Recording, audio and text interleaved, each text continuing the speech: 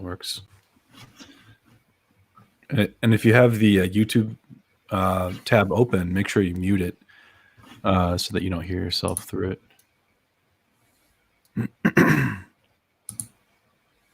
It's going to make sure it works. Yep, that's good. Cool. Hello, everybody. Welcome. Welcome. There should be a chat section. Yeah, okay, cool. Janusz, you there? Hey, I'm there. Yeah. Hey, welcome, everybody. Yeah. I'm just checking if everything's working. Because you're streaming it on yours as well, so. Yeah. Let me see if that actually worked. Being quarantined has given me the chance to listen to Med. Wow. Thanks, Jason. Wow. Where? So it says it's live, but I don't see it on my channel, so I just believe it is live then. Yeah. Well, fingers crossed. Yeah. Fingers crossed. Yeah. ¿Tú hablas español? No, no habla español. Hello, Joe Beck. All right, so yeah, we're just gonna do the stream. Welcome everybody. We're just doing a casual hangout to just kind of chat, do some art, share some progress stuff, that kind of thing, and as well as encouraging people to do fun stuff while they're stuck at home. This is a really good opportunity to do art and get good. And we'll be discussing things like concept art industry and what it takes to get better at foundations and things like that. Here I have with me from Berlin, Janos. Hello, introduce yourself. Hey, nice to meet you, everyone. I'm Janusz. We met just 10 days ago or something, like 12 days ago. Anyways, I'm Janusz. I'm a concept artist working in Berlin. And I also do YouTube. I just started doing YouTube, and I love drawing and painting. And yeah, I'm happy that we actually do it. Yeah. So there's no real like schedule or like whatever about what we'll be doing. Just kind of casual. If you do have questions in the chat, feel free to leave them in there. I think there's a way to tag so that I can see it as a question, but I'm not sure. But we'll try to answer you there. I also try to read your questions. Thanos. Yeah, I mean, you can also call me Thanos if you want. It doesn't sound that bad. That's great. Yeah. A small price to pay. Yeah. For the salvation. It's Janos, right? With the sh at the end? Yeah, it's Hungarian, and the S is sharp, basically. So, yeah. Where's the cap med? I'm not wearing my hat because it's over there somewhere. I know you can't recognize me without it. In fact, I don't even know. I'm going to prove that it's actually me. I'll have to draw something. Yeah. Hello, Damien. Tainen, Josephs, hello. Nina, how dare you? Okay, Robbie, Pablo, Achelis. You guys are very mature adults. Roborilla, hello. Anyway, so yeah, I'm just going to share my screen and just kind of sketch and get a chat going. So, I met you in Berlin, had a good time there. It was a really fun meetup, and we got to meet some cool people. Have you been since then? Pretty well. I mean, the whole Corona thing was, yeah. I mean, it's kind of annoying. My company reacted pretty well, so they just sent us in home office. Yeah. But still, like this whole. I mean, it was quite stressful because we had to rethink the whole pipeline a little bit, and we had to figure things out pretty quick. Yeah. And and with all the deadlines on top, that wasn't so much fun. But I mean, it was kind of okay. The company's pretty good transition-wise. So you're at WUGA as a concept artist for games, correct? Yeah, it's for mobile games. So we have 5 titles at the moment, if I'm not mistaken. And I work in a team on June's Journey, which is a hidden object game. And I do basically environments. Mm. Do you Yeah, prefer and, doing environments over like props, characters? To be honest, not really, because I have a pretty natural habit of if I do characters for work, I do environments in my free time.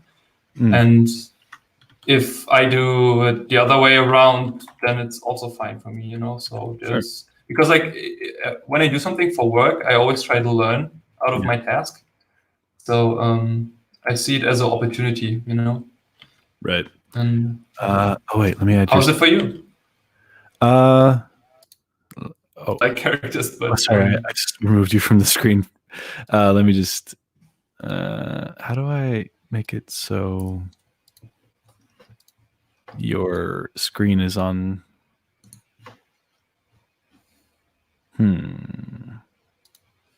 No. Yeah, I mean, I mostly do characters here and there, but I'm challenging myself to learn other things right now. Because I mean, I feel like I'm strongest with characters, but I need to kind of want to challenge myself and figure out, can I really do environments? Can I really do mechs and robots? I mean, I've claimed that I could to myself, but yeah. I see it always as stepping out of the comfort zone, like getting like every time you do something which you're very uncomfortable with, it's the opportunity to learn. So I think it's always daunting in the beginning and you're questioning yourself a lot, but at the end it's about fun and it's about learning. All right, we'll do it this way for now. So I found your story to be pretty interesting because you're on here, and you say you're from Berlin. You're a concept artist, but you weren't always a concept artist. You kind of come from a different background, specifically focused in like sports and things like that usually most artists don't do. So you want to talk about that and tell us kind of how you all started? Sure.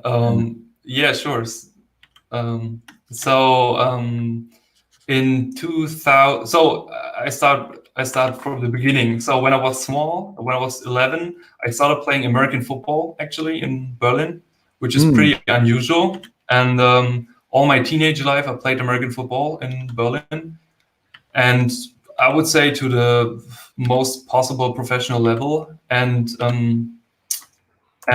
the thing, when I was 22, I decided, okay, I have to study now. So I actually started studying with 21 pretty late. And then I decided to study sports management because I thought, okay, this is maybe something which would make sense for me. But I was super unhappy. And one day I came home and my dad actually asked me the question if I'm actually happy with what I'm doing. And I was honest with myself. I was like, no, I'm not happy. So I made the decision that I'm gonna quit management and then I'm gonna find something new for myself. And at the time, my brother was studying 3D animation. Oh, okay. And I was looking into the kind of field, but I was like, okay, I don't like programming, I don't like animation, I don't like this stuff he does. I mean, like task-wise. And then I said, okay, I have to find something else. And then I found this video of Feng Zhu drawing a mech or painting a production painting. And he was like talking like, yeah, and then you sit there and then you paint this and and they pay you and you draw and paint all day. And I'm like, what the hell is going on? You're like, you can draw and paint all day and people give you money for this and you can draw robots and fantasy stuff. So basically, I found this and I was like, okay, that sounds good. And I went to my family and I said, like, okay, I have a plan. There's this job, concept artist, and they do this and that, and I'm going to do this now. And then my family was like, yeah, but there's one thing, you can't draw and you can't paint. I'm like, yeah, kind of. And then I just, I remember I sketched something which was horrible. I tried to sketch the character and which looked like a balloon man. Yeah. And they all looked at me like super skeptical. super skeptical. And yeah, and at that point, I basically started to draw and paint every day, which was in 2014. And since then, I always I had to figure out how to achieve the goal of working in a studio and becoming a concept artist. How old were you when you started studying art? 24. Okay. And I'm 29 now. So I always set myself goals in a way of milestones. So I said, okay, the first thing I wanted to do is getting into studying. Like an art school? Yeah, the thing is, I researched really in the beginning. I really researched everything. So what does Feng Zhu studied? What studied Sid Mead? What studies Gumroad? And they all studied industrial design. And I was like, oh, okay, so maybe industrial design makes sense. So I basically also looked in Berlin because I wanted to stay here, and I also didn't have the money to move. So I was like, okay, maybe I just find something in Berlin, which is kind of like design, and then I'm gonna study that. And it was tough also because I applied for product design, I applied for game design, I got rejected twice, and yeah. And the funny thing, actually, like when I got rejected the second time, which was product design, I found an old Russian teacher who said like he's teaching portfolio. He makes basically portfolio revisions. Yeah. And they said, yeah, don't worry, come by. I look at your portfolio, I tell you what to do. And he was super nice.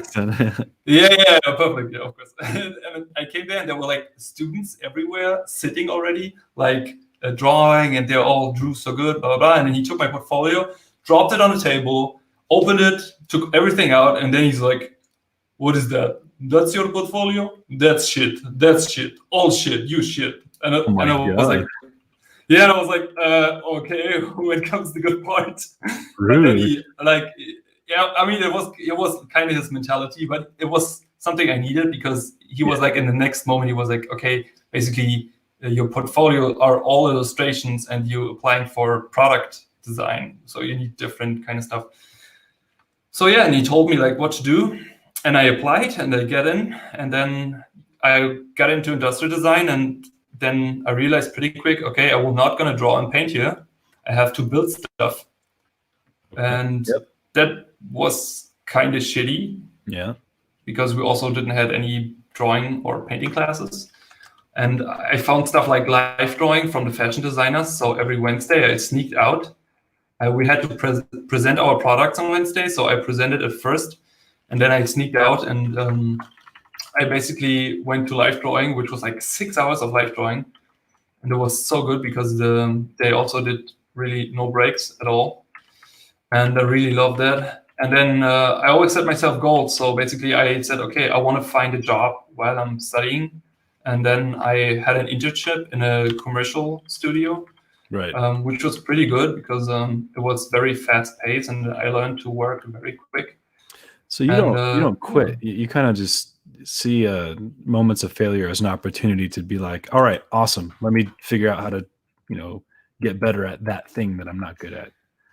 Yeah, I don't want to sound corny, but Winston Churchill said once, like, success is how you deal with failure, and I really believe in that. So basically, if it's the most thing, you have to have the mindset. It's something I learned in American football, and I'm so thankful for it that I learned it, because we had to train so much and we had to do so much stuff to basically play on the field, because in American football, usually like 11 people on the field. But if you have a huge team with we had like, I think 50 or 60 kids, and there's only like 11 people who can stay on the field. So you have to be really good, and you have to be consistent stuff. And that really teach me, okay, discipline, and also to focus on specific things, yeah. Then, but I also need to say I really struggled also a lot after finishing college, because I was like, okay, I thought like I'm gonna have a job right away. I was kind of, I don't know, I believed that I'm gonna find something, which is why I'm gonna have a job immediately because I always had to do double work. So I did my college work and I had to do my portfolio.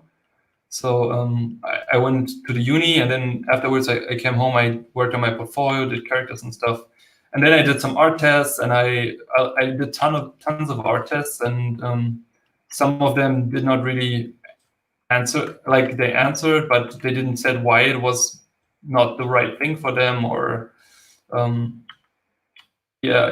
had like a time where I had to work in a sports store kind of where to sell like sports shoes and sports equipment just to pay my rent, but I never gave up. So actually I worked like 6 weeks in this sports thing, and then afterwards they told me I got an email back from a job I applied. Ooh. And then it was my first freelance job. Nice.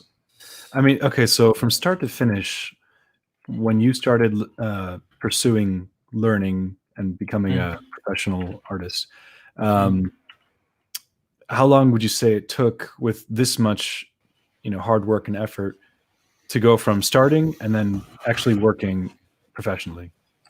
Funny thing is, like, the first time I heard the 10,000 hours rules, hearing that it equals 5 years almost. Right. And I was like, I can do that too,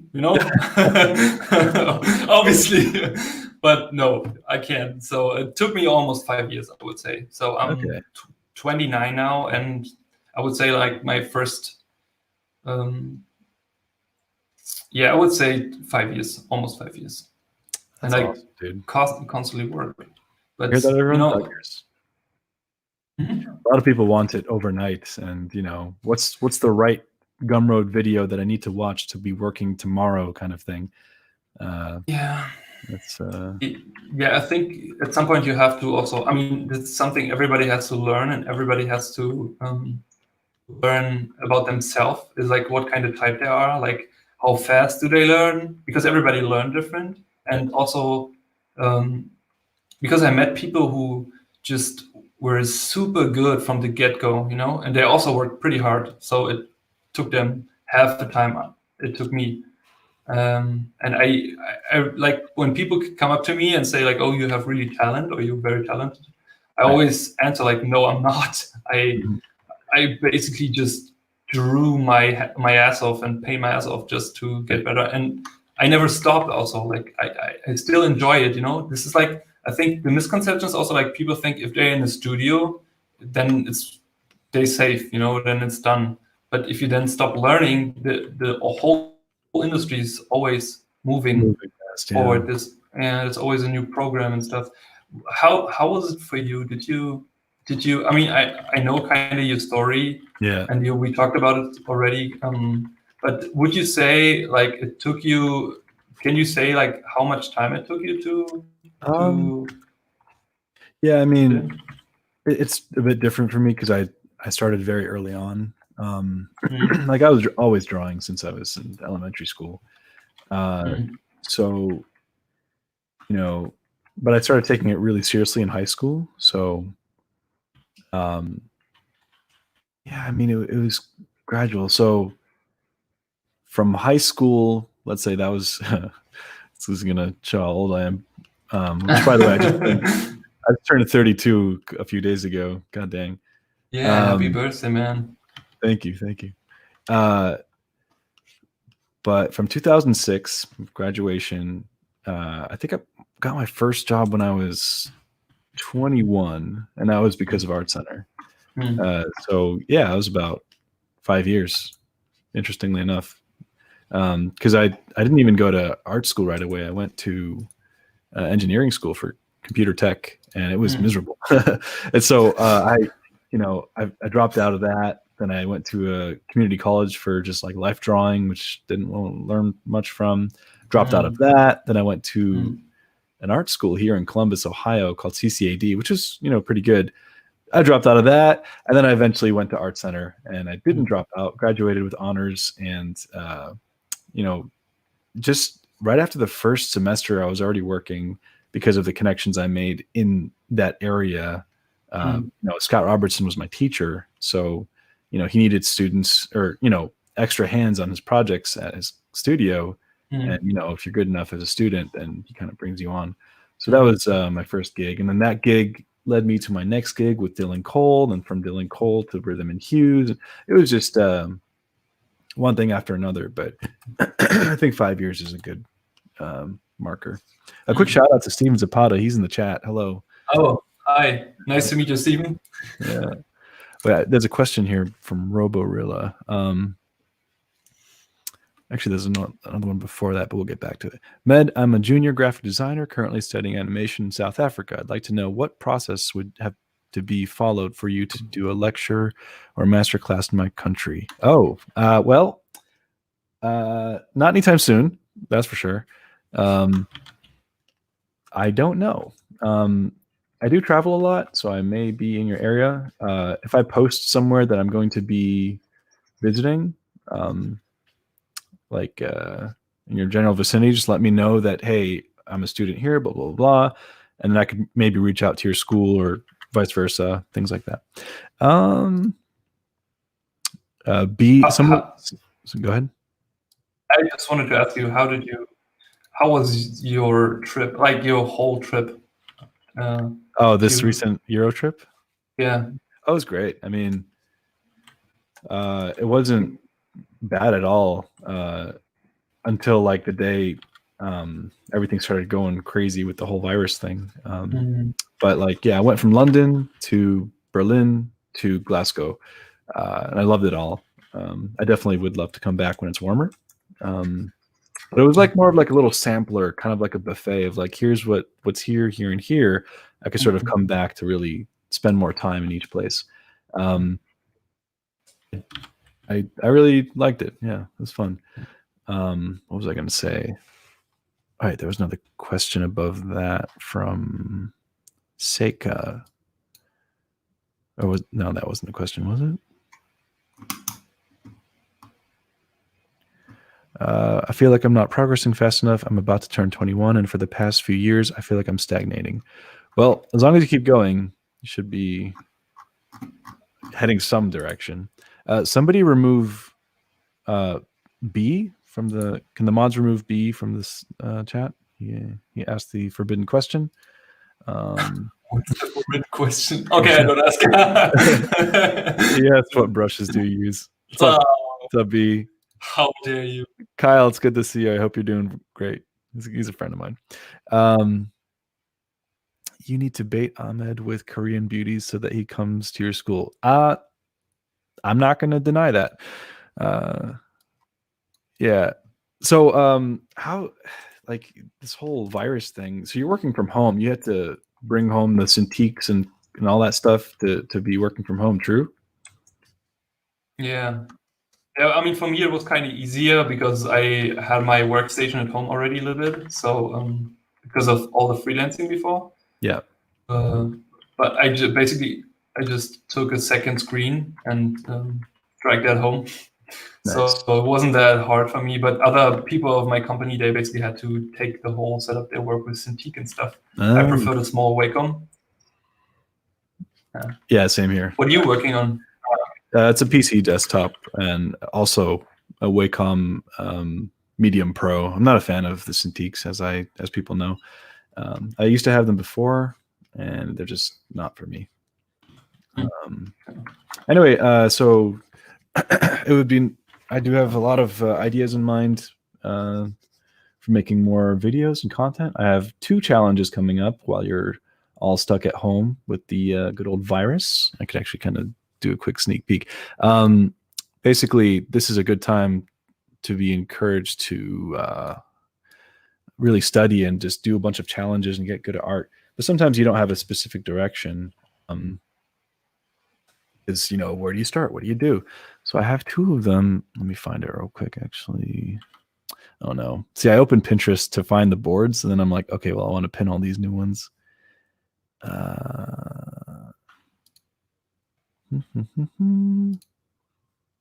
Okay, that's the first one, and then Pinterest. It's going to be, I think, a with girls. One of them, yes. But as I mentioned earlier, I want to explore more than just my comfort zone, which is, characters. Mhm. So, but we'll start with the character challenge. And I still have to make a video on it, and so it's not official yet. But you can get like a quick sneak peek. So the first one is let me just make my screen full. Oh. Oops. No. There we go. Yeah. It'll be a fantasy heads challenge, and it'll be only 30 things to study instead of the whole 100, because this way you're able to spend more time on each one. And it'll be, since you do have more time, you can either paint them or draw them, but also extrapolate and try to make up your own character based on each one, or like a combination of things. So that'll be the first one, and we'll see how the first 10 days goes, while we're all kind of quarantined. And the second challenge is going to be a castle challenge. So basically, same thing, painting each castle. I actually already started this one. I haven't recorded it or edited the video yet, but what's it called? Yeah, you kind of have to just study about 3 a day. You could either sketch it with pencil and just call it done, or you could paint it fully, or you could paint it and then make your own version of it with more, I don't know, story, or make it science fiction or whatever. But yeah, it'll be European castle stuff at first, and then I have other ideas in mind for like more natural landscapes, but then also Eastern architecture. So there's a lot of stuff coming up. Just stay tuned for that. It's pretty cool. Yeah. There we go. So what you said? How much time do you want to spend on the fantasy head challenge? It's the same amount. So it's 30 heads, and 10 days, so 3 a day. But and I probably will launch both of them at the same time, and you can choose one or the other, or both. I'll probably do both because it's not too much. That's 6 studies a day. That's like pretty much a good warm up. Pretty doable. That's cool. Yeah, I really, the things like, I wish I would found this kind of challenge things earlier in my career. Yeah. Because I always had the trouble of finding stuff to do. Yeah. And I'm more the type of person, like, it's better for me when someone gives me an outline, because then my imagination takes off. But when I have to do stuff on my own, it's kind of tough to generate everything, because in the beginning the creative energy is pretty high, but then it drops at some point, and then you're like, oh, what have I done? I planned like a freaking big IP of my own, and I was like, how do I ever finish that? And then you stop. Right. And that's the thing, like when it becomes a conversation with some other entity. So like if you're just making art for yourself and doing your own thing, it can kind of stagnate into whatever. But if you're collaborating with an entity, in this case, the challenge, somebody that curates images, or a script that you're drawing from, it kind of flows more naturally, because you're having a conversation by reacting to what's existing. It's kind of like the universe putting something in front of you, and you're dancing with it. I know it sounds kind of woo-woo, but that's one way to look at it. A lot of musicians talk about it that way too. You're in a kind of flow state when you're in the creative process. But when it's just, hey, I'm here by myself alone, I want to get good, I want to make a story, I want to make a comic. But if you don't have an initial idea, or something that you're reacting to, then it's hard to make something of substance, because that's kind of how we exist as humans. We react to things, and our emotional responses and or lack of is kind of like the art of storytelling. I'm kind of just making this all up as I draw, but there's some truth to it. I mean, it sounds reasonable. Do you have sometimes then, when you, for example, paint, like, because we just had the discussion recently in the company, do you have sometimes when you paint or draw for, like, let's say 6 hours straight, that you get some sort of like dizziness or get like high in a way? You know, this like that you get in this zone so deep that after you done and you get up, you're like, oh, the fuck, where am I? It's like you're waking up from a dream or a fever. Yeah. Okay. Yeah, that's very interesting. Yeah, and it's kind of the ideal place to be. And there's a pretty good book called Deep Work that talks about creativity or writing or producing something. Basically, ideally, and they call this the eudaimonium machine. Eudaimonium means the ideal state of flow, work, something. I think it comes from some kind of Greek origin or something. But the idea is that, you know, here, let me just kind of sketch it real quick. It's an architectural structure where the first room that you walk into is like the room where you have like pretty pictures and inspiration, and there's a coffee maker, there's some couches. It's kind of a relaxing room that kind of gets your mind in the mindset of it. The next room is like the inspiration room. So it's like not as relaxed, but it's like more images on the wall of like things that you want to do related to what you're going to talk about. The next room is, I think, the meeting room. So you have like a table and you have your colleagues that you're sitting with, or discussions. It's where you start planning things and coming up with an idea. And the next room is the archives. You have like these rows and rows of, you know, shelves of books and reference and stuff. And basically, excuse me. Basically, you walk in the first room and it's a linear path where you have to go through each step to finally get to the final room, which is called the dungeon. Now, the dungeon, you have your desk or whatever work thing that you work on, and you're completely isolated from everything. So, you know, you're disconnected from the internet. Maybe you have some music playing. You know, nobody's allowed in. It's completely shut out, and you can kind of just focus on the thing at hand, because all these steps were necessary to get there. And I think studies show, according to that book, that when you're in this mindset, they call it the flow state, or you know, nirvana, whatever. You kind of go for about 90 minutes. And I found that when I'm doing art or something, I never go past 90 minutes. It's always like warm up, get engaged into the thing, and after 90 minutes, I'm kind of like burnt out, and I kind of wake up from it.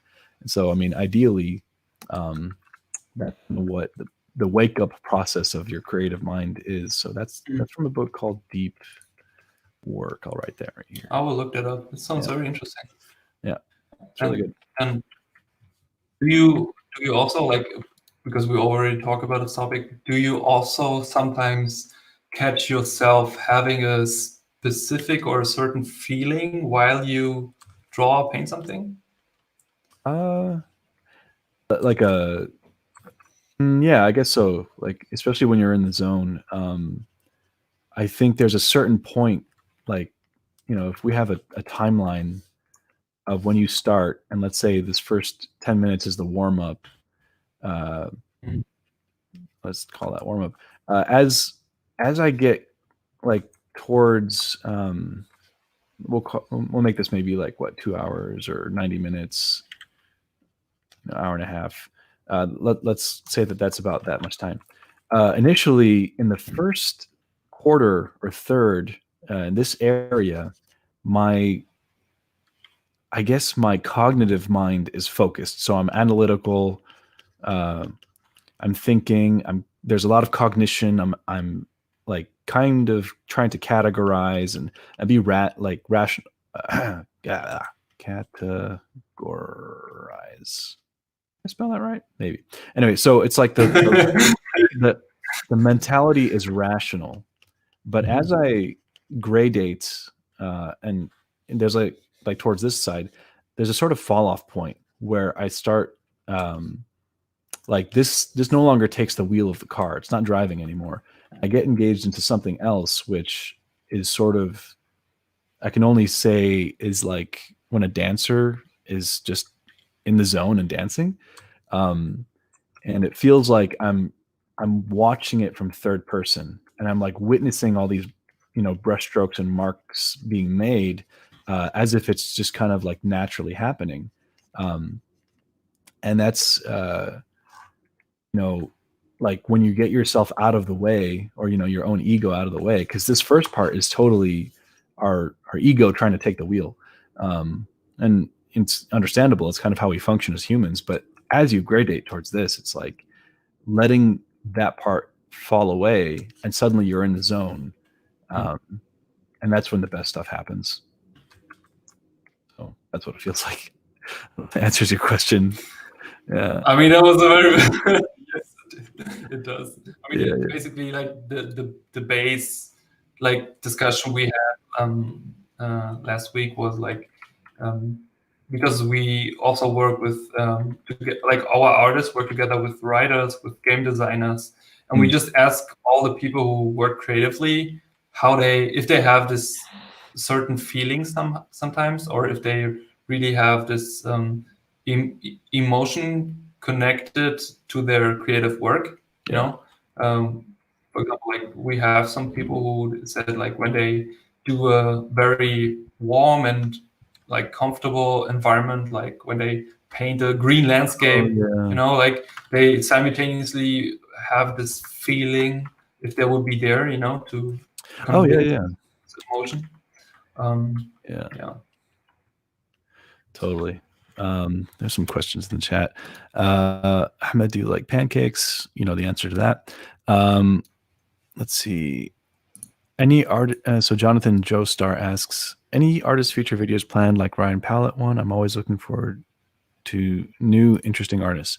Potentially, I don't have anything planned specifically, but maybe in the future for sure.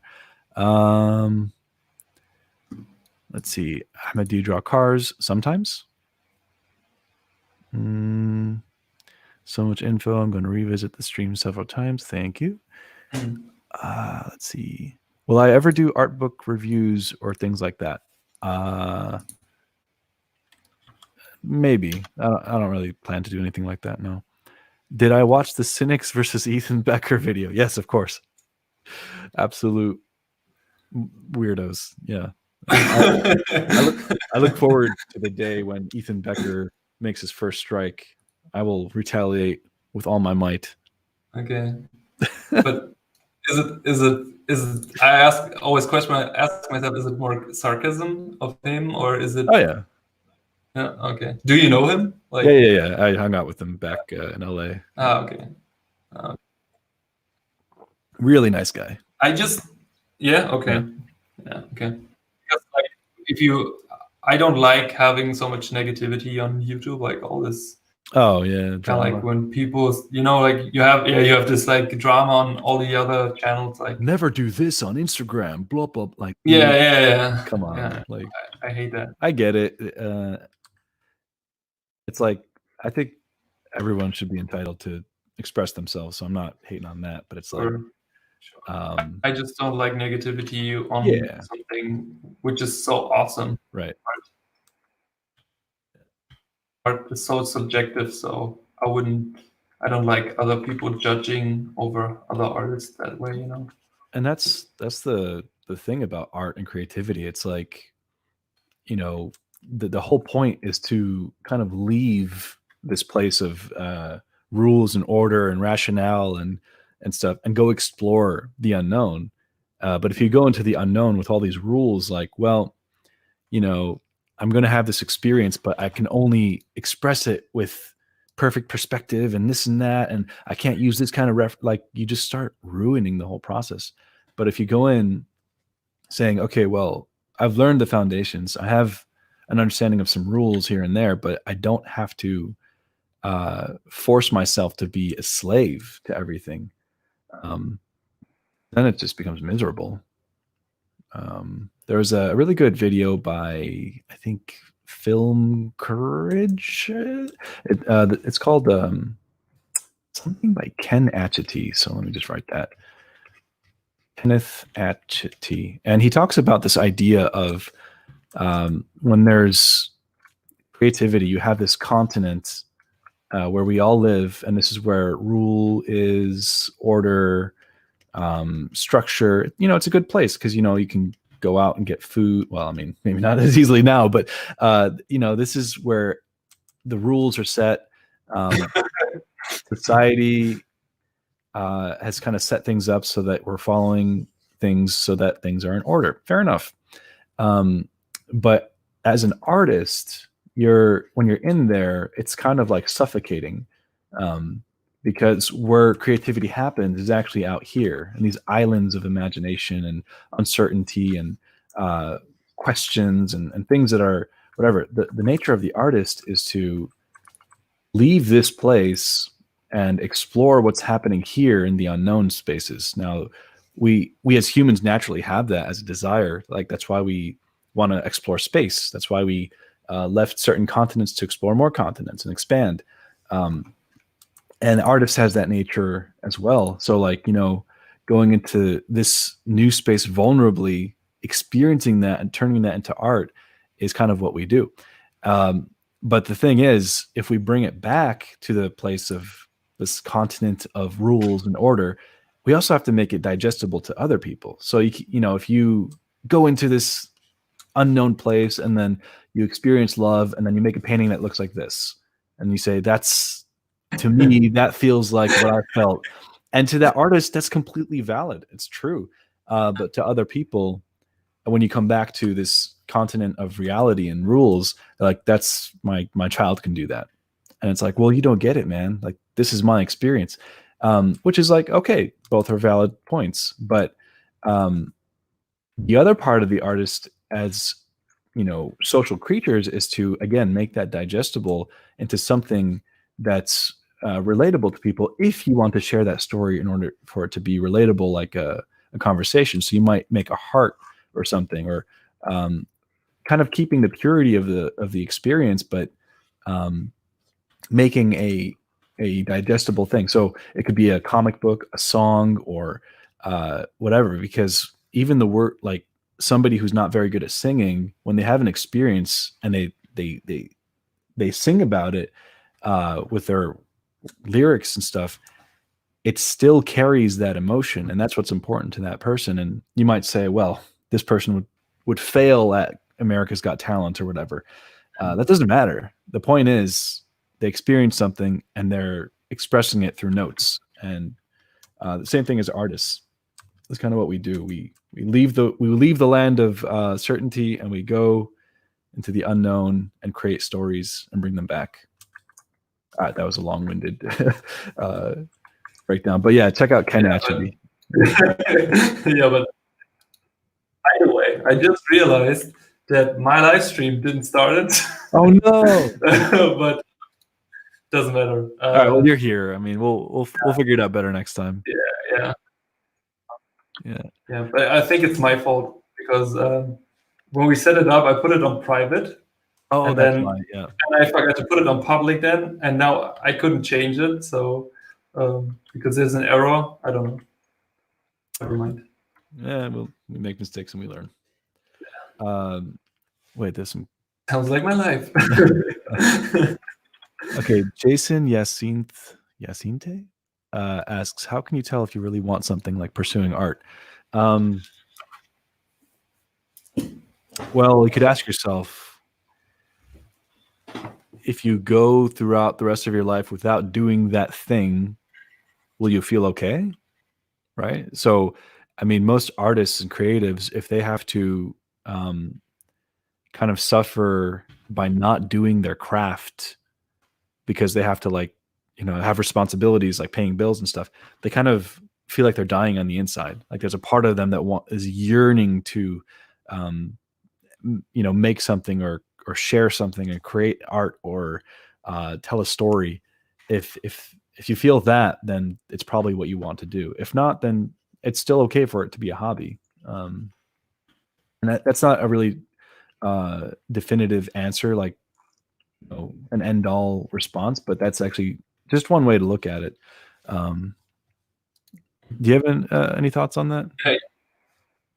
Yeah, absolutely. Because I mean, for me as a person, completely turned around 180 degrees from doing sport every day and no drawing, no painting, to completely draw and paint all day. I have different takes on it. So, you know, if it comes to the point, because I had a very interesting conversation with one guy on the meetup who asked about money. Like he basically came up like, and how's the job as a concept artist in the studio, and do you earn enough money, and da da da. And I realized that he asked a lot about the money point, and that's actually something very important, because if you, for example, let's say you think about becoming an artist and working in the studio, and then if you get the job and if you get enough money, would you still do art? You know? Right. If nobody would pay you, would you still do art? Right. Or if it's would you still do art then? And if you think like, yeah, I would still paint and draw all day, then maybe art is the right thing for you. Because for me, it was like, there was no way back. When I decided to become a concept artist and I couldn't draw a circle, I was like, you know, I had this feeling in my gut that I truly believed in this. You know, I had this like excitement, but also this unknown feeling. And it was like, it felt right, but I was not sure. And then at some point I was like, fuck it, I just do it, you know? And if it doesn't work out, it doesn't work out. That's how life goes, you know? Right. So I think you just should ask yourself the question, if you would do it without somebody give you money for it, then it's maybe the right thing. Yeah. Another question. I find drawing anatomy very hard. Is there any way you can suggest for me? And I remember the rough shapes. Wait. All right. So real quick for everyone who's writing comments or chat or anything, use punctuation like commas and periods, and like separate what you're trying to say, because when it's all one big paragraph, it's like, what? Anyway, so and I remember the rough shape. Maybe just make a big Q before the question so we can see the question. I also can help you, by the way, to read your chat. Oh, sure. Yeah, it was just like, you know, I get a lot of comments that are just long paragraphs. And anyway, drawing anatomy, it's okay to just only remember the rough shapes and the surface things, but I think each person who's serious about pursuing, let's say, even character design or art for like figurative work, to know anatomy from the ground up. It doesn't have to be every single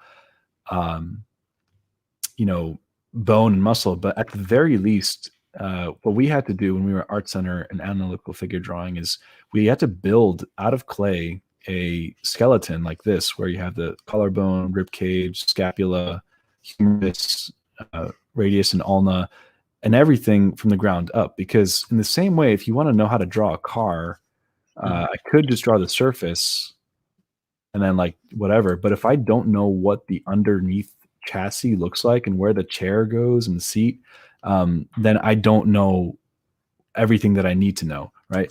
So similarly with figures and anatomy, like learn the skeleton, learn where the spine is and where the pelvic system is, and how the femur comes out like this. So once you do that, then you can kind of go over it and say, well, I know the skeleton. Now let's look at each muscle individually. Oh, look, the deltoid kind of connects like this from here to there. The bicep goes from here under the deltoid back to the scapula. We have the extensor carpi radialis. And so it's like little by little, you have to map it out. If you do it just once or maybe a few times, it'll internalize, so that just based on that, like I know if I draw an arm that I'm going to extend the deltoid out a little bit, make the bicep go in, and then the forearms go out like this, because I know the underlying structure of what's supposed to be there. So just very carefully study each thing on top of a skeleton, and everything else will kind of flow smoothly. Do you think? Go ahead. I agree totally on that. Like learning, I mean, there are different ways to learn it, inside out, or just for me, what worked the best was learning parts, like single parts, part by part. So exactly. I did completely the wrong thing. I always do the wrong thing first. I always have to learn it the hard way. Yeah. Because and like I said, everyone is different. I think like if you want to learn something like anatomy, which is super complex, I would always start and maybe learn just arms, learn just legs. Then you do like, for example, you just, let's say, you do a week of arms, and then you do a week of legs, and then you do a week of torso. And then after 3 weeks or 4 weeks, when you did the full body, just try to draw the whole figure again from imagination. And Like always, we're talking about going to the gym. it's but it's Leg day, arm day. leg day, arm day, like, and you can do it like this. And you will see the extreme learning curve. And if you do like drawings from imagination, then you do a study, and then you do drawing from imagination again. If you really try to figure out, okay, what do I have to learn, and if you try to learn the whole body at once, it's freaking hard, And but if you try to just understand how arm muscle works, or how the muscle wraps around a bone or something, on one part, it's way easier. Like Mark Twain, I think, said it once: how to learn and manage complex tasks is basically breaking them down in small tasks and start with the first one. Right. And that's basically how it works. And try not to be stuck in analysis paralysis of, well, what if I do it wrong? Well, that's great. Do it wrong. That's actually the best thing you can do, because then you can learn from it. And it's like, well, how do I know if it's right or wrong? Just keep going. You'll figure things out. You don't always need somebody to hold your hand through everything. Like most people have the power to have critical thinking and analyze and piece things together. So yeah. Celine, also, like, okay. I'm sorry. Go ahead. I just wanted to add, like, if you have friends who are also having the same kind of goal as you, like learning stuff, do it together. Give each other feedback, and make drawing groups. Do small groups. Just talk about, okay, what do you think about that arm? What do you think about that character? And just give you guys like open feedback. And then I think there's nothing you can do wrong, and enjoy it definitely, because I think people stress out too much about getting good. I was the same way, basically, getting into the industry, get good at drawing, get good at painting. There's always so much you want to get good at. But if you also stress out yourself so much, you will not enjoy it. So you have to find a middle way where you can enjoy what you do, but also progress further and further. So I think like setting yourself small goals and hitting each goal after and after and after is the right way to do it. Yeah, and to add to that, there's a lot of things come up when you're trying to pursue something like this, for art or anything. And you're going to have emotional and mental roadblocks, like the whole self-doubt. Am I good enough? Other people are better. Those things like that. One of the best things you can do is also address that part of it. So as those negativity things come up, try to rationalize and write and journal everything. So I write a lot. Like whenever I feel resistance about doing a project or doing a talk or something, I let the negativity come through. Like I don't try to block it out or snuff it down. I write it out and I type it into like a Word document, and I write out all the fears. And I even freak out in the thing. I'm like, nobody's going to like it. Nobody's going to listen, and blah, blah, blah, blah, which, all comes from my childhood of, not having encouragement and positive role models. But, writing it out and then rationally revisiting it as an adult and sort of reparenting that part of yourself, like little by little, day by day, will kind of help you be free of all those things step by step. And it's not overnight. I think self-healing and, whether you have external help, therapy and stuff, it's great. But it takes time, like, cause it took you a long time to become who you are, and it'll take time to undo a lot of things that have kind of broken you down. And I do follow a lot of channels on like psychology and therapy and emotional neglect and abuse and things like that. And it's very helpful. Don't be ashamed of not being perfect and quote unquote normal, but that's kind of one of the biggest parts that is probably not talked about at all when pursuing such a, let's say, big thing such as art. Yes, absolutely. Yeah, that was another question. I'm still scrolled up. I don't even know what they're saying now. Celine, where'd it go? Where'd it go? Okay, Celine Cariou asks, do you guys think it's better to specialize and mostly draw and paint what is interesting to you, or should one show more variety, even if it means that it's not a piece that comes from true passion? Ideally, your portfolio should reflect what you really want to do and what your true passion is. However, that's not always the same for everyone because, hey, sometimes you just have to do what it takes to pay the bills. And so even if it's, God, I hate when this happens. Our tilt turns off.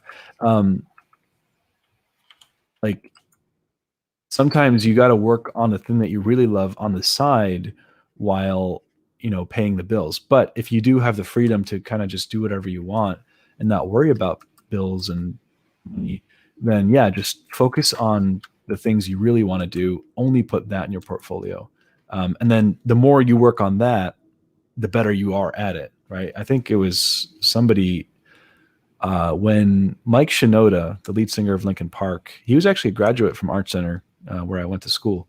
Oh, really? Yeah. He graduated from illustration, but he was trying to decide between doing music or doing illustration. And I think someone told him, hey, look, if you do 50% music, 50% illustration, then you won't be 100% of either of them. So it's like you kind of have to, once you're at a certain point where you can decide, you kind of just jump into the one thing that's going to carry you for a while. And that's not to say that you always do that one thing forever. Like people evolve, people reinvent themselves all the time. And you don't want to feel like you're trapped and stuck in one thing by pigeonholing yourself, but you have the capacity to grow and evolve and then,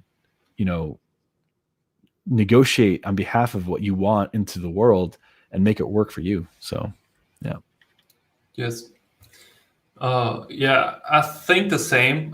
It's just, when I think I see it pretty rational. So when you try to get a job in a company and the company does, let's say you love to do realistic characters, okay? But the company only does stylized characters. And you want to get a job at the company, so you have to show them that you basically are able to do stylized characters.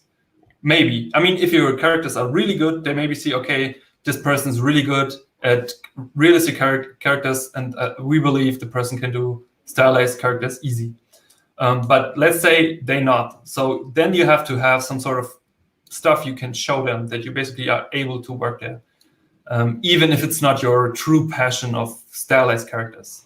But when you have a job which pays the bill, like you can do whatever you want. It really doesn't matter because then you can like Ahmed said already, it's completely true.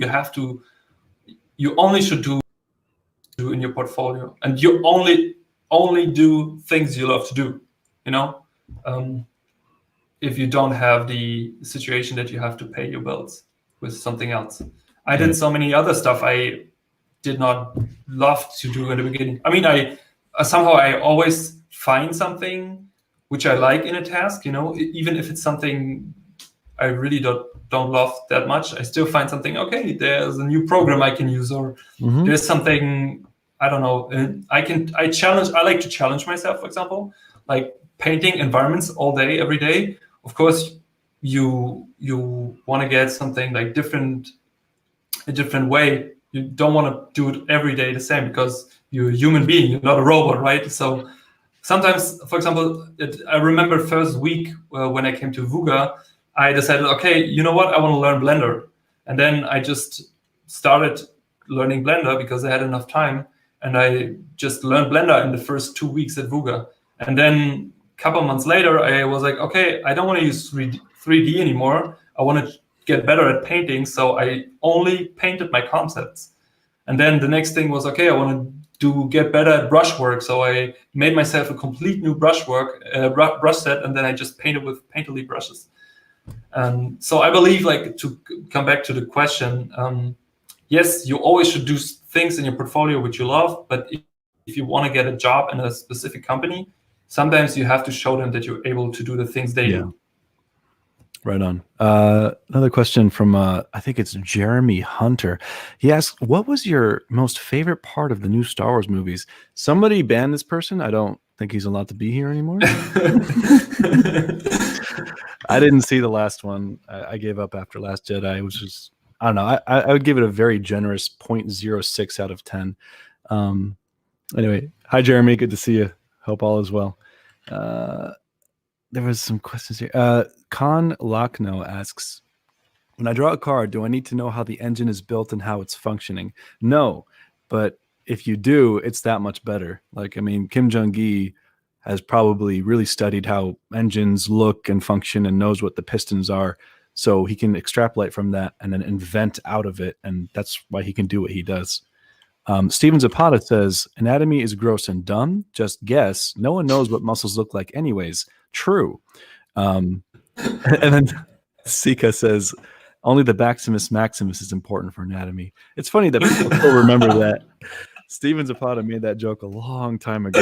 And people, that's great. That's great. That's great. Steven's awesome. Alnoha Art, hello. Good to see you. How can you build patience habit as an artist in a time that everything is going crazy and fast?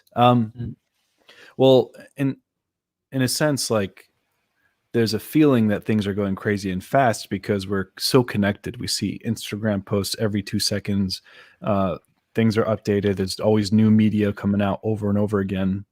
And I think the best way to deal with that is disconnection. And so, meditation and separating yourself from that. Like, imagine it as a huge river of information constantly flowing very, very fast. New art, new ideas, new games, new programs, new technology, new VR, AR, all this stuff. And you're in the middle of that river. So what you have to do to start making your own things is let your mind slow down from all the stimulation. You have to step outside of that.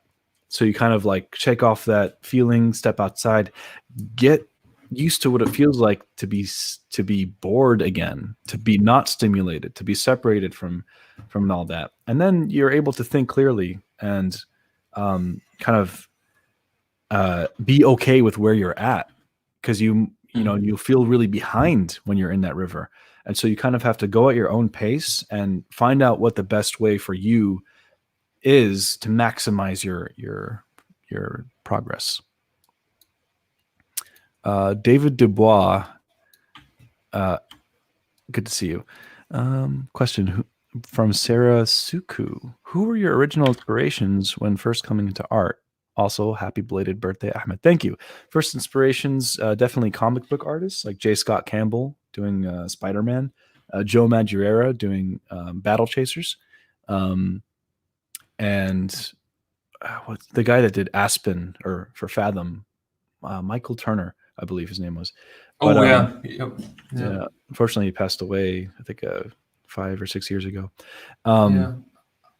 But then it graduated to Craig Mullins being the first digital painter that I, was really inspired by.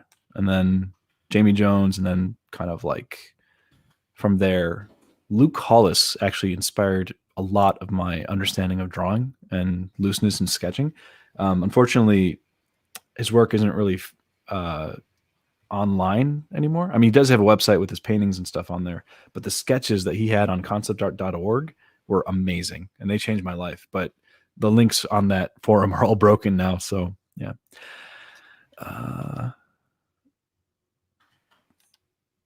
Let's say, yeah, Steven Zapata is an anatomy master, by the way. Okay. Which is why he made that joke. At least But I it's- think he's a master. He's really good. Yeah, yeah, I saw his work. He's really good. Yeah. Yeah. And it's fun. It's funny because like all the people you just mentioned, like also like conceptart.org. When I started out, it was already dead, like the whole forum and stuff. Yeah. So everybody was like, yeah, you have to do studies and you have to do this and that and blah blah blah. And then I went and there like was nothing. And I joined a forum. I don't even remember what it's called. I think Crimson Daggers or something. Yeah. Yeah, and then I posted some stuff, but the people weren't pretty active. And I really felt quite alone the first 2 years, I would say. And then I went to Drink and Draw the first time. That was actually pretty good move because I met so many people who are already worked in the industry or wanted to become an artist or just were like artists in a different field. And this was so nice because I saw I'm not the only person struggling all day. Like everybody were like studying and stuff, and yeah, and social interaction is good, I guess, for every artist because most of us are pretty introverted. So yeah. Right.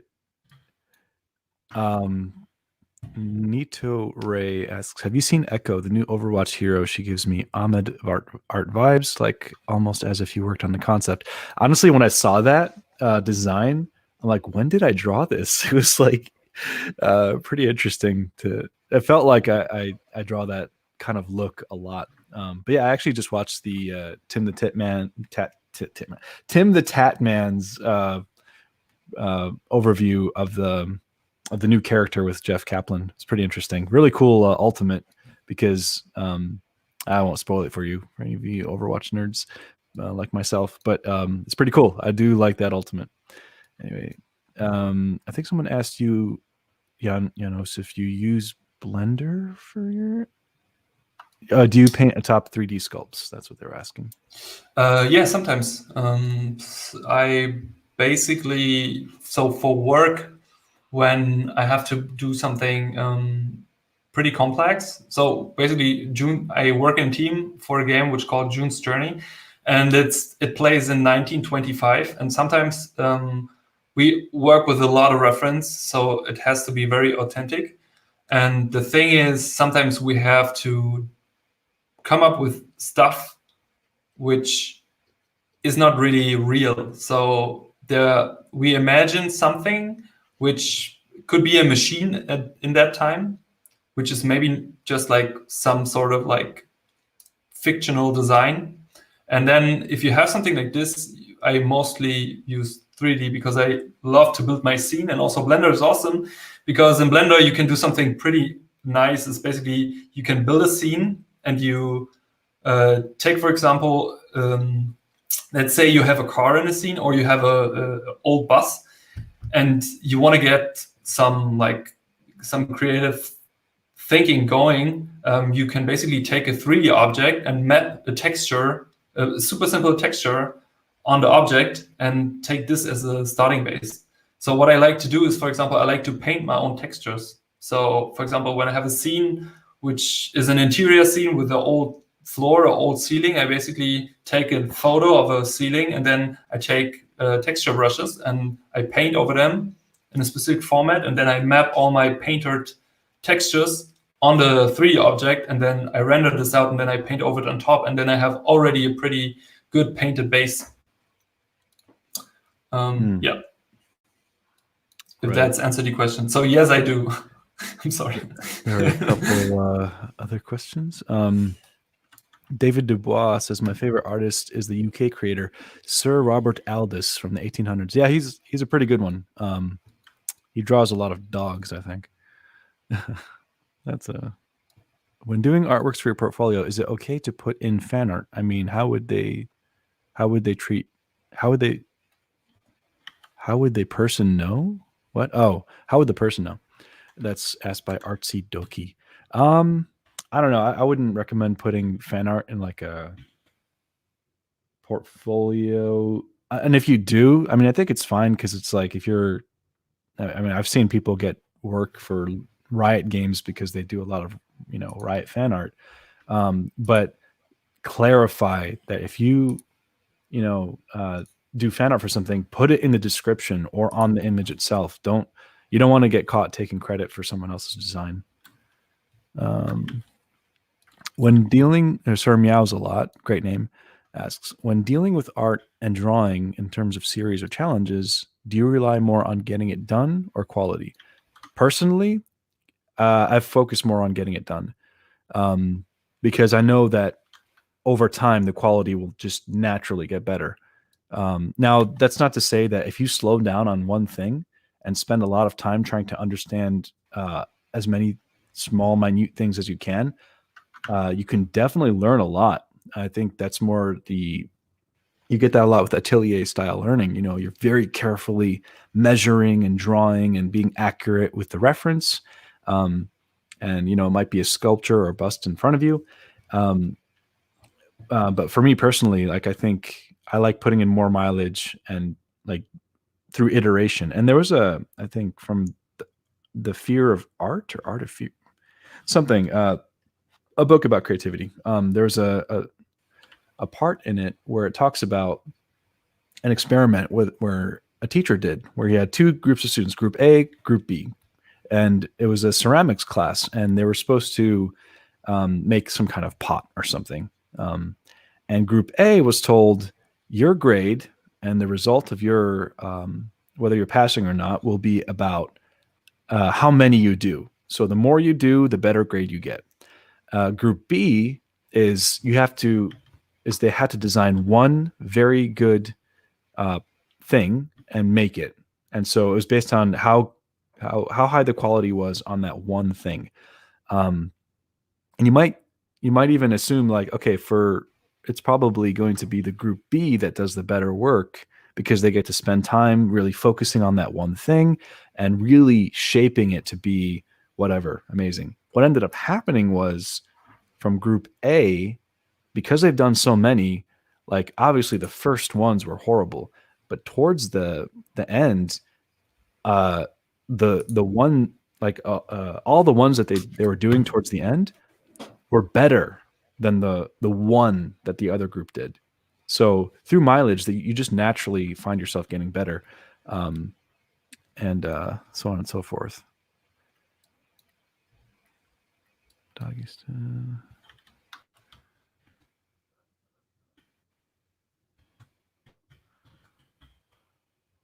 I feel like I missed a question, but that's all right. Oh, Jesse asks, under what circumstances would you tell a student, maybe you should give up on being a pro? I've drawn for years and no longer enjoy it. Well, that's I think a two-part thing.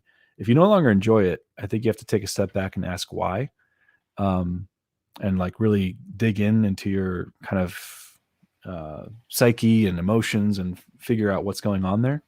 And it might be that you were in it for the wrong reasons. Maybe you were trying to impress someone or prove yourself or whatever. I think once you get all of that out of the way, you can really have more clarity to ask yourself, is this what I want to do? And the first part is, when should you tell a student that they should give up on being a pro? I think I've never done that. I've always encouraged all the students I've had, wherever I taught, to take where they're at and keep going.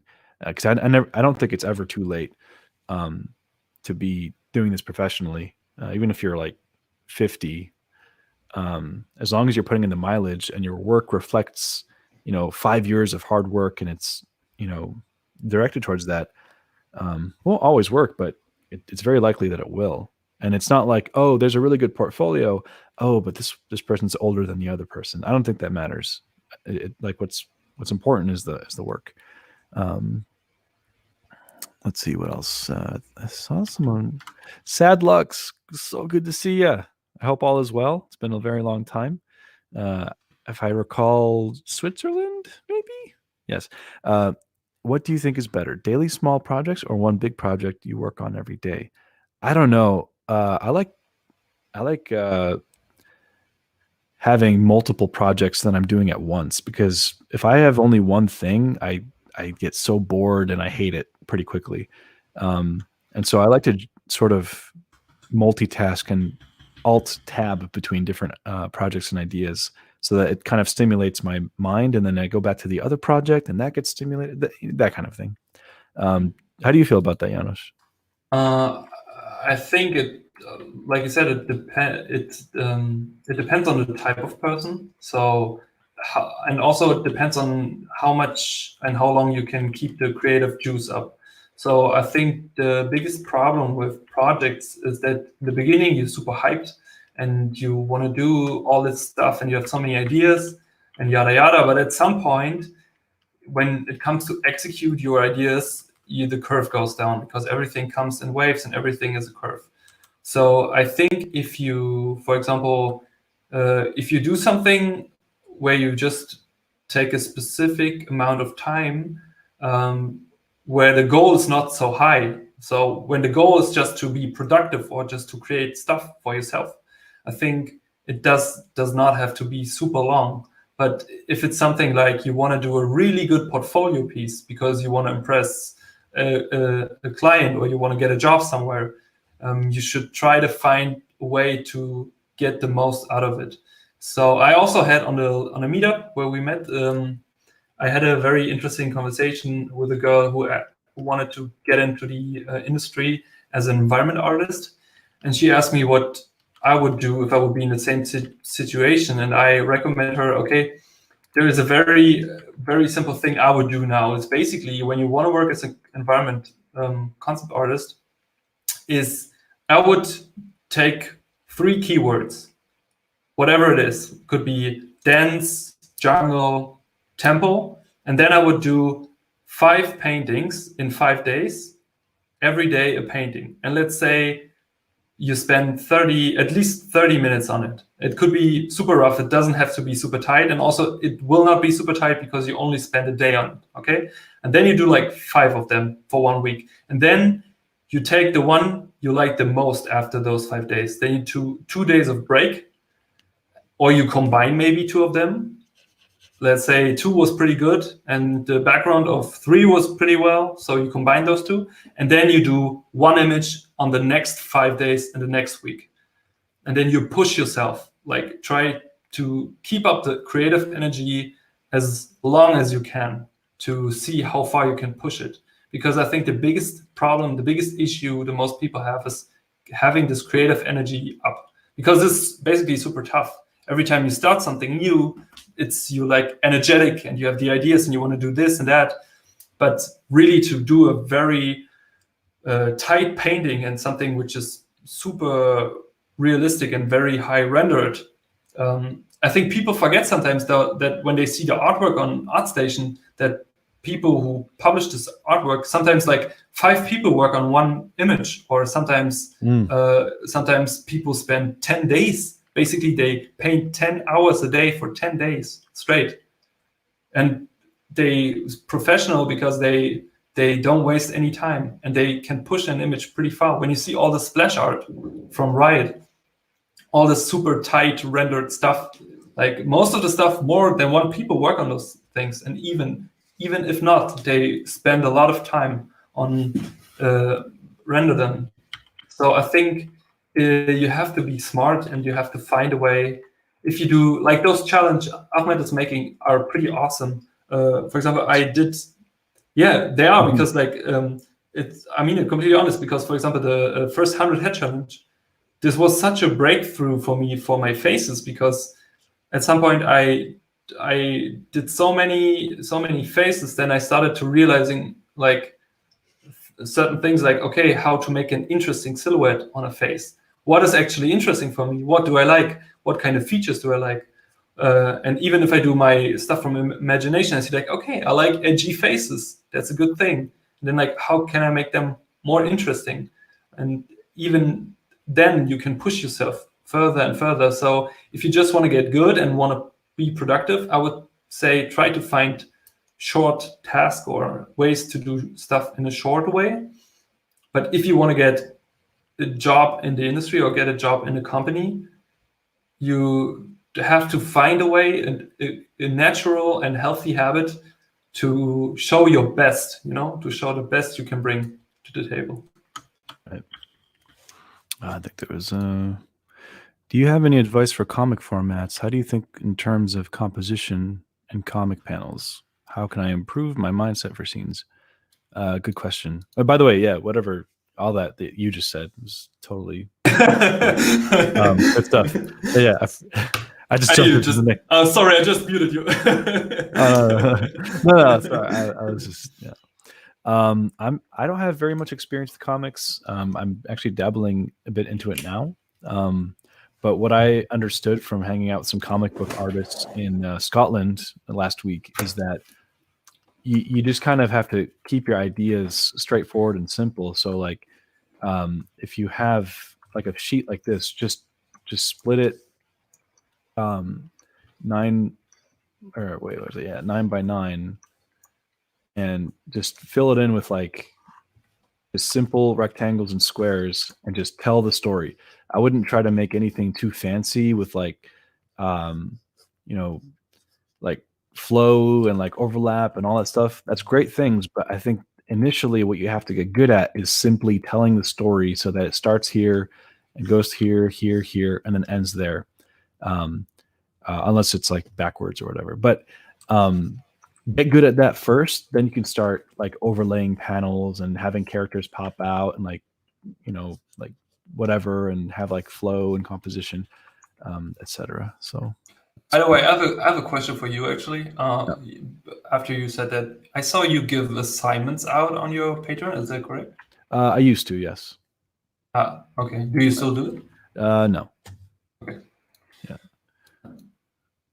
Because I think to join your Patreon maybe. So you can teach me how to do those awesome characters. Yeah, we'll talk after. Okay, can I get Discord? No, it's good. So Random asks, do you think talent exists? And if so, what do you think it is? Yes, talent does exist. It just means some people have different proclivities, and they learn things faster and they understand it more intuitively quicker. That's it. It doesn't mean people who don't have that naturally are doomed and never going to be able to be good at that thing. It's just at a different rate, and what you experience and express from your point of view is going to be different. And just being okay with that is the key. Will the stream be saved? Yes. I saw professionals. Professionals online who sell portfolio reviews for $40 to $50, asks Janusz. Is it worth it? Yeah, I mean, I don't. If you have the money and it's like somebody who's working professionally, any kind of feedback from professional people is worth it, because even if like they only say a few things that are worthy or worth like hearing, like you still should hear those things. Now, if it's somebody who you pay and then all they say is, yeah, this is garbage, start over, maybe that's not worth it. But as Sika says, is depending on who the professional is. And Jesse says talent is being raised by supportive parents. Nah, I don't know about that. I think because sometimes, like, no, yeah, I think it's different for everyone.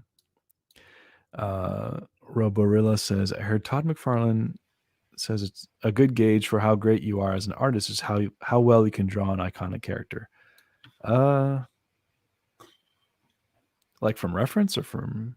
So I would be pretty bad, I guess. Yeah, I don't know about that.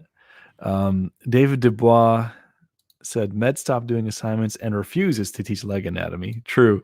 It's because I've done a lot of anatomy breakdowns of the arms, torso.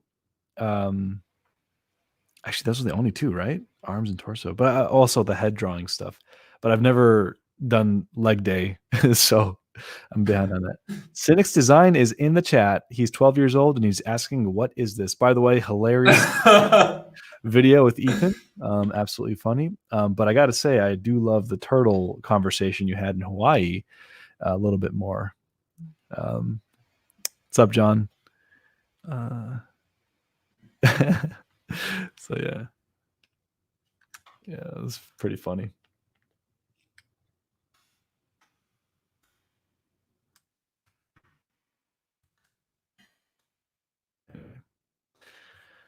I'm thinking we can probably spend another 20 minutes and wrap it up. Any final questions? Sure. I have energy for days. Maybe I'll try to stream more often. Yeah.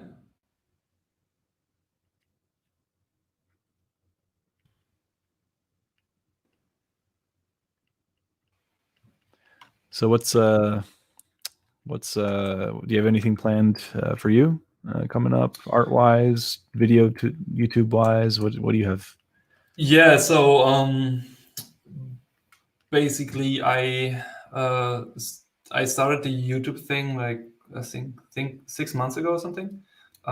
So my goal from the get-go was just to constantly create new videos, and it's still a learning curve for me. I enjoy it as I do art, so I try to find a way to be my own and to bring something to the people to help to get better at art, because I feel like I I found art over YouTube and over Feng Zhu's video and stuff, and I want to encourage people to maybe find the same, because I believe I'm so happy every day, like every Monday is awesome for me when I walk to work, and I'm excited and I'm always in a good mood because I can basically draw and paint all day, and I'm happy. So there may be some people out there who also want to pursue that career. So I definitely want to bring out constantly more content.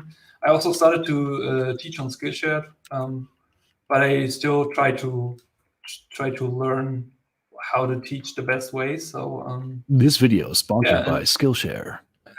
no, it's not. But like art-wise, I have so many ideas. Like in a moment, I still do 50 heads. So it came up from your 50 head challenge. But this time I decided to paint all the heads and Crazy. don't stress myself about 10 days. And in the beginning, I was like, okay, this take me like 2 months. And after 4 months, I realized, damn, what did I start it? But now I really enjoy it. So I will definitely finish my 50 heads. And I always create also new Skillshare classes. So in a moment I produce one which is for stylized character portraits. And I also do work on an environment class because I was asked quite a lot to do one of those. And and I really try to improve my videos every time I do them. And I really take all the feedback people give me. So yeah. And I also have a full-time job, so I try to juggle all this, but it's fun. Is your goal to eventually just work completely from home and never in the studio? So I think, it's a very interesting question, because every time I go to the studio, I get so much creative energy from my colleagues, like seeing all the people working, this whole environment. And I'm not sure if I would be the same creative and energetic if I would be home. But I think it's also something you have to get used to. So I would say the overall freedom of doing only the stuff I want to do, like my art, and maybe also teach some people with it, or like maybe encourage people to do the same. That would be my ultimate goal, to have the freedom, because I think we talked about this also once. I told you I have this vision of myself in my head, like freedom of freedom of painting what I want all day until my kids come home, and then I make them food, ask them how their day was, and then I say, okay, go play suckers. I want to paint now. Daddy want to paint, and then I can continue painting all day. And yeah, that's I think my perfect vision. How's it for you? Yeah, I definitely have some things up in mind. Definitely want to get back into more YouTube content and just making my own stuff. Art book. I know I've been talking about it for years, but like having dealt with and fixed a lot of emotional stuff and roadblocks, mental roadblocks, like that's all mostly gone, which is really nice and relieving. Mm. Now I can kind of focus more on that. So Okay. Do you have any new updates on Lightbox for you? I don't know. I mean, I Because do. I have a table sharing that with Steven Zapata, but they haven't said anything about whether or not it's canceled because of what's going on. So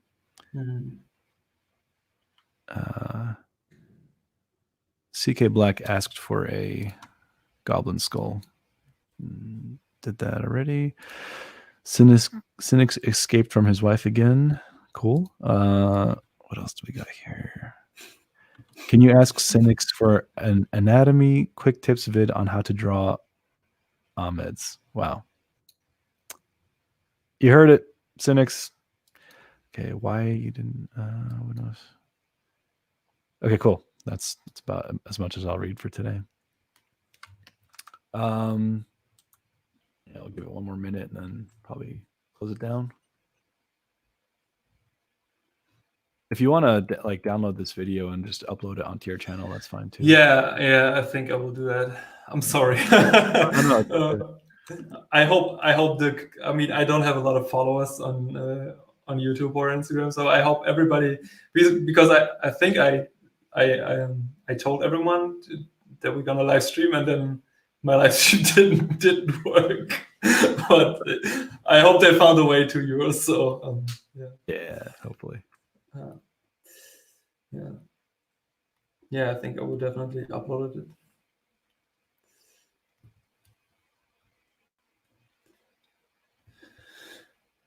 Yeah. Did you? How's it for you when you? Because I constantly, I'm sorry, I have to say it, and I mean it the way. Yeah. When I looked through your sketchbook, that you had all the character sketches there, which were like full characters, but because I personally really struggle the same way, or not the same way. I struggle the way that I try to make a loose character drawing, but communicating enough then that it is a whole character. Doesn't make sense? Does it make sense what I say? Kind of. So when I do a character sketch or a character thumbnail, yeah, you know, it's never to a point that you can that it's a nice shape language and it's a nice communication of the character, like a fantasy character, in a way that, you know. Yeah, there's a couple parts to it. So step one is like foundation, so like anatomy, pretty much the stuff that we spell anatomy.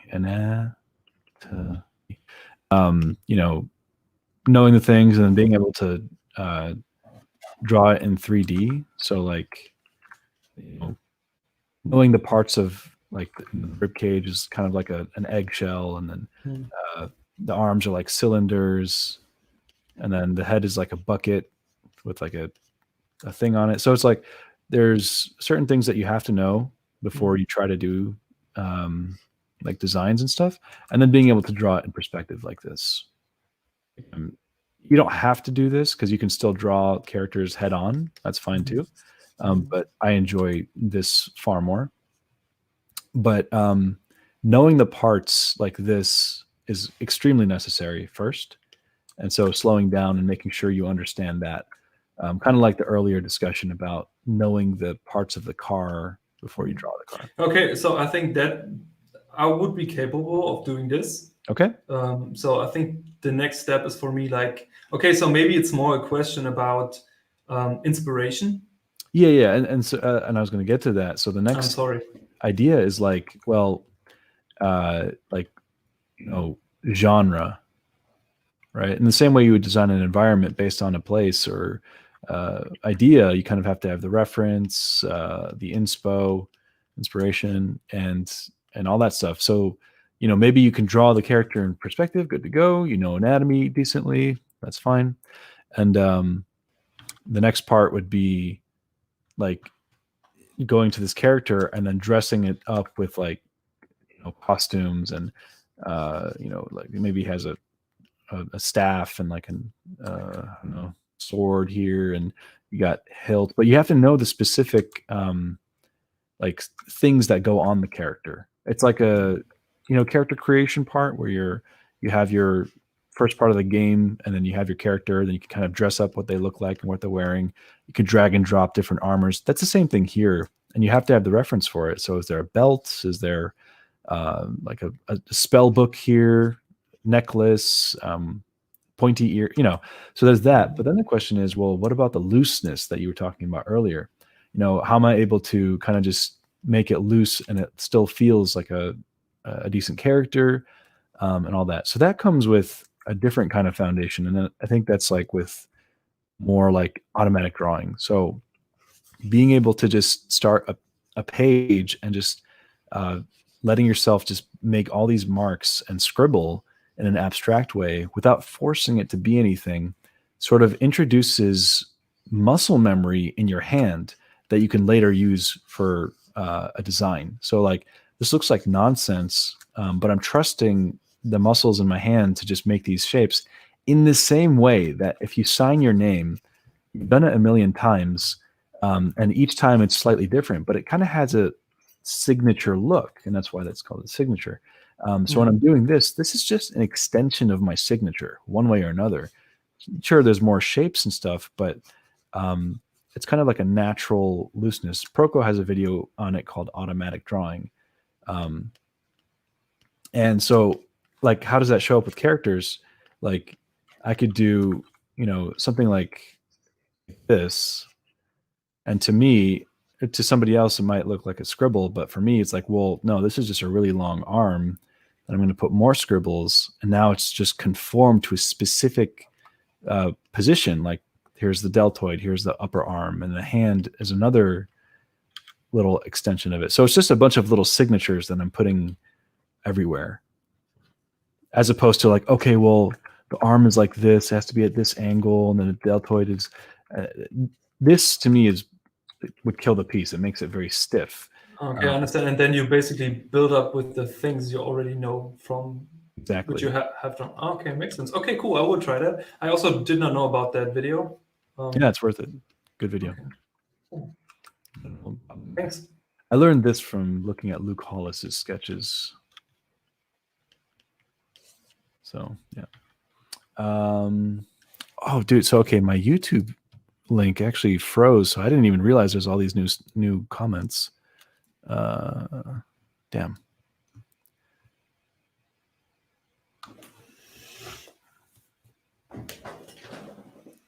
Oh my god, this is too much to catch up with. So many people. Wow. Okay. Hamid Agbadi, hello, good to see you.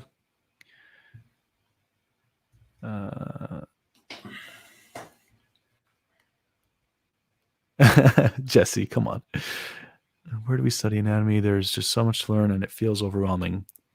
There's no, I mean, just pick anything. Like, pick one thing, do it badly so that you learn from it, and pick another thing, do that really badly so you can learn from it.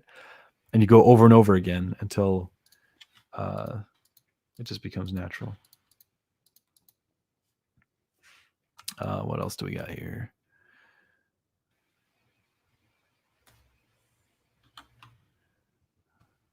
Hey, it's raining. Wait, is Sakura here? No, someone just mentioned him. Nab says, Janos, looking at your art, I'm seriously wondering why not more people are following you. Your art is amazing. Oh, thank you so much. Yeah. Funny thing is, like, I hear this really often, but I don't know why. Maybe they don't like my face. I don't know.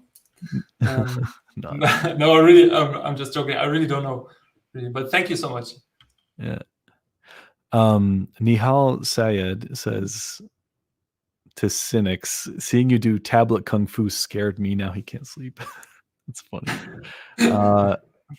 Roborilla says, art is definitely subjective, but if I were to draw Batman and Greg Capullo were to draw Batman, it would be clear who the better artist is. Yeah, I mean, he's just done his signature way more than you did in drawing Batman. So, like, but you can, with time also be that good, and it becomes something else that's just as good or better, or it's still subjective, but yeah. You're welcome, CK Black. How to draw Ethan, sponsored by Skillshare. Right. Okay. Bro, Ahmed has a nice voice. I've been working on YouTube video and my voice make me want to die. LOL. I mean, thanks for. I mean, I don't know why people think I have a good voice. Like, whatever. You have, bro, and even in real life, man. It's not the microphone. Appreciate it.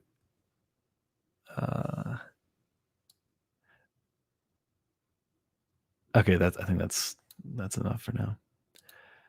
Greetings from Chile on quarantine. Yeah, same. I was supposed to go to Colombia in April, but at this rate, I don't think I'm going to go. I was going to do a workshop in Bogotá. Oh, nice. Yeah, I was going to practicar el español, pero ahora. Oh, ¿cómo estás? Buenos días, mis queridos amigos. Oh, so this. I switched to Japanese. My bad. I was like, oh, so this April. My brain is just like a stir fry of languages at this point. Yeah. Does Ahmed have a Discord? Yes, actually, I have a Discord for Patreon, but I'm going to launch a public Discord soon with a YouTube video coming up this week, because I want a place for people to kind of hang out and share things. And I want to keep them separate because we know how trolly a lot of people can get in the public place. But yeah. Yeah, just unfortunate. I love it. Thank you, Muhammad.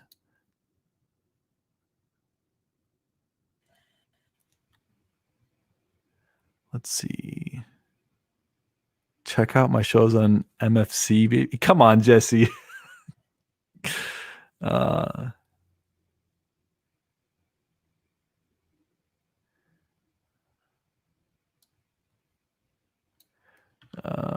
Thank you, Camilo. Saludos de... Somebody asked if you speak French. Je ne parle pas le français. I don't. Un petit de peu. Un petit. Un petit de peu.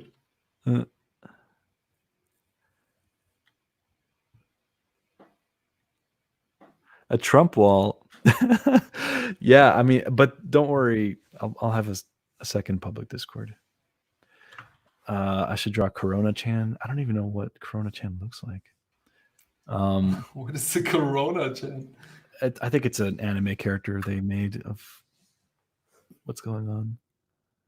Okay. 日本語はまだ勉強しています。そうです。日本語勉強してます。ちょっと少しです。How often did you went to Japan already? Twice or 3 times? Oh no, I've been there like I think 6 times by now. Wow. Yeah, and I'm supposed to go again in November for a battle, but oh, I saw the YouTube videos. Yeah. I'll be going back again, assuming all of this calms down. NDNC21 says, every time I look at your sketches, I feel confused. My brain sees your work as rough lines, but it makes me feel delight. What is this because of? Does the brain like chaos? I think so. It's like humans are naturally wired to find patterns in things. So if I zoom in and just show this, it's an abstraction. But as I mentioned before, I've practiced a lot of like just abstract drawing. So like, starting out, your scribbles might look whatever like that. But since I've scribbled so much and I've sort of kind of developed an aesthetic with the scribble, I can make something out of it. So I can keep it loose like this. And if you just look at the drawing, like when you zoom in, it's nonsense. It doesn't make any sense, but it still retains the aesthetic quality from the practice. That's kind of trying to master one aspect of it. But if you zoom out, when those scribbles are arranged in a certain way, it recognizes it as a familiar thing, a face. So I think that there's a couple parts to that. So hope that answers your question. Yeah, I'm preparing another video for YouTube. Fiorella Anoni, hello, good to see you here. Do I plan on coming to France this summer? I don't know. We'll see what happens. Saludos para ti, amigo Alejandro. Oh, that wasn't for me. Wow, dude.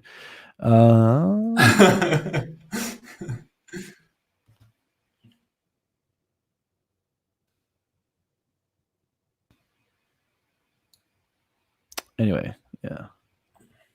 Snowfold, I see you. Hello, everyone. This is your daily dose of internet. How you with all the art battles while Cynics is fighting the real battles face to face? Oh man, I'm still waiting for Ethan Becker to come for me. I'm prepared. I will retaliate with all my might. Wow, Med, what are you drawing? What you are drawing? You will. Sorry, go ahead. Put on Terminator mode. I just wanted to say. Oh, Kevin Fleeman says, "Wow, Med, what you are drawing is great. Anyways, can you draw an orc? Thanks, Kevin from." So, all right, he's a friend of mine. He was actually a TA from my class when I was teaching at Brainstorm, which I think Kevin should just be a teacher himself. He's amazing. Kevin Fleeman, really, really good. He worked, I think, at Disney Imagineering, I believe, and then now he's doing concept art gigs here and there, freelance. But yeah, when we were in class, I was doing something and someone just asked me to draw an orc instead. What, super randomly or what? Like, just yeah, in a perspective class. Yeah, it's all great what you say, but can you draw an orc? Right. Cynic says, nameless, it's the difference between confident messiness and unconfident messiness. Interesting. Oh, whoops. Oh, cool. I can click a comment and it shows up on the... What? Oh, nice. Now I know. Do you have problems with your art style? I'm fine with my art style. You got any tips for beginners like me? I made some draws, but I need to make them smooth. Draw 1,000 more? I don't know.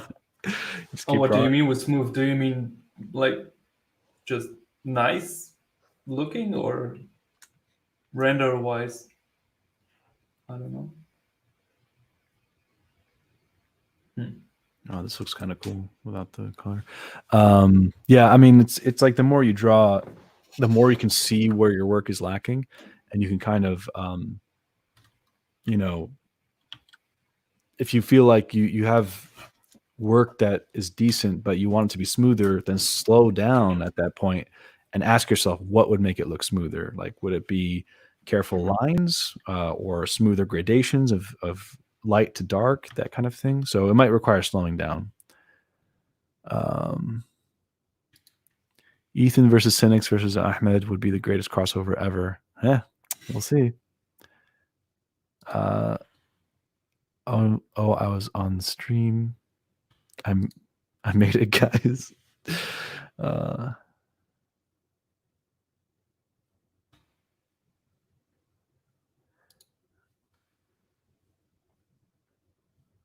Okay, nice. All right, I think that about wraps it up. Well, all right, we're gonna close this out. It's a little bit past what I wanted to end this on, but do you have any last things to share or talk about, or you know, where can they find you and follow you? You can find me on Instagram. Just type in my name, Janos, and dot GERASCH. How do you say your last name? Gerasch. Gerasch. Gerasch. But that's German though. So yeah. Yeah, and also same for Patreon, and also if you're on Skillshare, I have 2 classes there. Otherwise, only thing I have to say: have fun drawing and painting, stay motivated, and yeah, it was a fun time, man. We should do this more thanks often. For joining me. Yeah, thanks for coming up with the idea. It's like when you asked if I wanted to stream, I'm like, normally I'm like, no, but I've been really? Well, no, because like I've been meaning to come back onto YouTube, and it's like, well, this would be a good opportunity to continue the conversation we had at Berlin, and to kind of talk about that and share it with everybody, and then force me to get out of my, safe zone of not doing anything at all. Yeah, no, we should do it more often. It's quite fun. Also, it's funny because I haven't thought about what I did here on the screen, not once. So I just like a robot. That's fine. I'm actually surprised that that's great. So. Cool. All right. Well, thank you all for joining us, and be sure to follow Janos on Instagram as well as check out his Patreon. Make sure to follow Ahmed also and check out his Patreon. Sure. Yeah. All right. Thanks for joining me, and thanks to everyone who's joined. And do expect more of this kind of stuff in the near future, since we're all quarantined and have the need to do things while at home. So, and if you have more questions, put it in the comments. I also will answer it. I will read the comments. Awesome. All right. Have a good one, everyone.